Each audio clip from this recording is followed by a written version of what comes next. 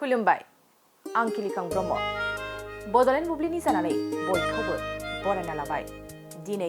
19 April 2024 नोंथांमोननो Bodoland बुब्लिया दिनैनि साना मा मानि थाखाय मिथिजायो एबा दिनैनि सानाव मा हाबाफारि फालिनाय जायो नोंथांमोननो फारि फारि बड'लेण्ड बुब्लिया फोरमायगोन दिनैनि सानखौ वर्ल्ड लिभार डे महरै फालिनाय जायो लिभार सावस्रिनि गोनांथिनि बादै सांग्रांथि लाबोनो आरो लिभारनि बेमारफोरखौ होबथानो थाखाय बोसोरफ्रोमबो 19 एप्रिलाव बुहुमनां लिभार सान फालिनाय जायो लिभारा सुबुंनि देहानि बयनिख्रुइबो गोनांथारसिन अंगफोरनि गेजेराव मोनसे बेनिखायनो लिभारखौ सांग्रांथि खालामनो थाखाय वर्ल्ड लिभार डेखौ फालिनाय जायो बेनि अनगायैबो दिनैनि सानखौ जन पार्कार डे एडुकेशन एन्ड शेयारिं डे आरो हुमरास डे महरैबो फालिनाय जायो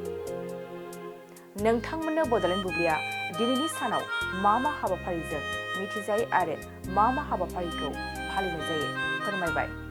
गोजोन्थों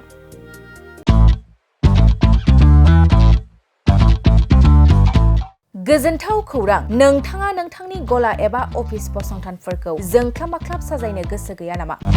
नोंथांनि गलाफोरखौ बायदि बायदि रोखोमनि जोंख्लाब माख्लाब खालामनानै साजायनो थाखाय क'क्राझार नोगोरनि सिङाव थानाय गौरां भेलि हटेल साखाथियाव सानिक्य आर्ट एन्ड डिजाइन गलाया लानानै फैदों बायदि बायदि रोखोमनि आर्ट डिजाइन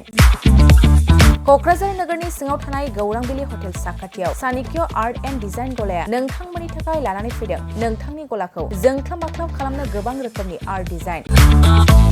बेफोर आर्ट डिजाइनफोरनि गेजेराव दं 3D signboard 2D signboard acrylic trophy SAP panel name प्लेटार्स रेट्र रिफ्लेक्टिभ साइनबोर्ड नियन साइनबोर्डफोरनि आर्ट डिजाइनफोरखौ नोंथाङा सानिक्य आर्ट एन्ड डिजाइन गलानिफ्राय मोनफुंनो हागोन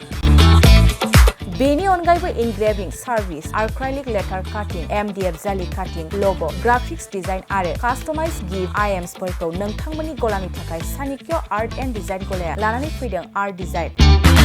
गोबां बाथ्रा मिथिनो थाखाय नोंथाङा नैबे 9706125636 6900981649 जानबुं नम्बरनि गेजेरजों खौरां लाहरनो हागोन